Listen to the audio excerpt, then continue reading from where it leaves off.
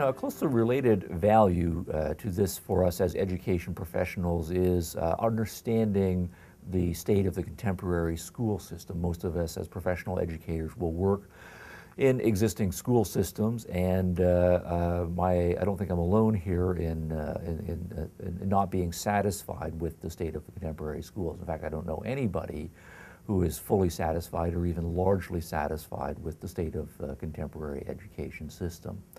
But that then itself leads to a number of questions. How did the contemporary school system, whichever school system we're working in, come to be the way it is? What are its major features? Why is it the way it is? And that, again, is another complicated and long story, but again, philosophy has a lot to do with the way the contemporary school system is the way it is. I'm speaking from the perspective of contemporary American school system in the early part of the 20th century, and the development of philosophy in the 19th century and on through the 20th century, and the development of philosophy of education is a big part of the story of understanding why we are the way we are at the early part of the 21st century in American schooling. There have been many significant developments in philosophy and professional philosophy. Much of American philosophy was fairly traditional, idealist with some realistic elements in the 19th century. There was a big movement toward pragmatism in the early part of the 20th century. After World War II, there was a resurgence of realism in the American philosophical world, but then at the same time, behaviorism as a new psychological theory came online. Existentialism became a major philosophical force to be reckoned with in the middle part of the 20th century. And in the last part of the 20th century, the last generation spilling over into the 21st century, postmodernism has had an impact on the contemporary philosophical scene. And all of this has had spillover effects to professional philosophy of education, what is taught in undergraduate courses in philosophy of education, what prevailing philosophy of education dominates in the graduate schools of education. And in many cases, what was going on in the philosophical profession, there was then, within a short time, the same generation or shortly thereafter, a major shift in what is taught to the next generation of teachers in the schools of education.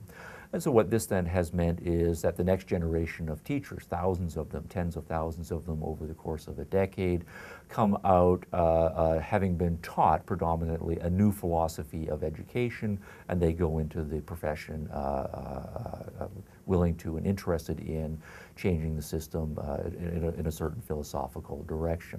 And so what we can do, and in the history of education, is see how the American school system has responded to changes in what is being taught to teachers in the schools of education. And so we have a fairly traditional, idealistic school system, say, in the 19th century with some strong elements of realism. In the 20th century, a whole generation, early part of the 20th century, a whole generation of school teachers comes out having been taught various pragmatic systems. After World War II, there's a shift back toward realism, and so the school teachers change things in a realistic direction. But at the same time, many of those school teachers are then picking up behaviorism, they're picking up themes from existentialism, and then certainly in the last generation, thoughtful and reflective teachers have picked up a lot of postmodern themes, and so they bring those into the classrooms. Now, when these changes are occurring, it is never the case, or it has not been the case, that any of the succeeding generations of teachers or teachers of the teachers succeeds entirely in doing away with the old and remaking the schools in the vision of what they take proper philosophy to be. Instead, what happens is we have waves of piecemeal reform. So any given generation of teachers will come in and they will succeed in changing the system or nudging the system in this direction here, taking out these components, adding some other components here, but it's never a clean sweep, and they do not finish their work by the time they retire, and then the next younger generation of teachers comes in, proceeds to undo some of the changes that have been made by the previous generation, introducing their own elements into the mix, until over the course of several generations, we don't have a system that is dominated by any one approach philosophically, We might, in an uncharitable mode, say we end up with a hodgepodge of this element here, that element there, this long-lasting element from this philosophical school of thought, this Johnny-come-lately element from this other school of thought, and so forth. But then that points up at least one value of a course in philosophy of education. That is simply a clarificatory value. That is to say, as a teacher, if I've had a systematic course in philosophy of education, one thing that I can do is survey the state of contemporary education and just say, oh, that came from pragmatism. That's why we're doing what we're doing here. It's due to the influence of pragmatism. Or this came from existentialism. That comes from behaviorism. This comes from realism or postmodern or whatever the case may be. And that in itself is illuminating.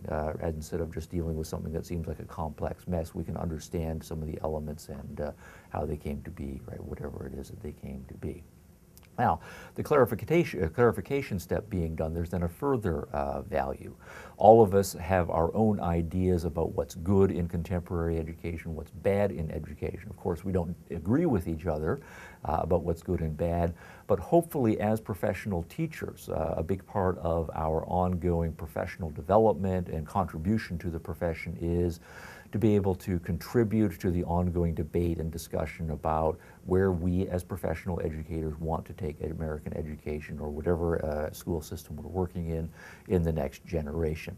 And for that, it requires a great deal of discussion, a great deal of debate, and it has to be informed discussion and informed debate. We as professional educators, if we're going to make a contribution to that debate, we have to know the philosophical lay of the land. We have to know what the options are. We have to know what we agree with, what we disagree with, and we have to be able to articulate what we stand for, articulate our disagreements with what we don't stand for to our fellow professional educators in a way that's informed, clear, compelling, and hopefully in a civil, diplomatic, and benevolent fashion, so that the discussion goes on, we reach hopefully majority agreement, and then we make the changes in the appropriate direction. Now, we're also, though, not going simply to be talking to professional educators, other teachers. We're also going to be talking to parents of our students who are hopefully engaged in the process of their children's education. And so they want to know what we're doing and why we're doing, and we have to be able to explain clearly and articulately what we're doing there. We're also going to be dealing with administrators who will have varying degrees of philosophical understanding of what the big picture of education is about. School boards, in many cases, may or may not be philosophically informed. They are hopefully committed to the process of education, but our professional advantage and part of the skill set that we have is being able to talk with the politicians or whoever the people are on the local school boards, the state level or the federal level school administrators, and so on. So the value of then philosophical training is to be able to see that big picture and from our perspective as professional educators, know the lay of the land and be able to make a valuable contribution to the ongoing debate about school.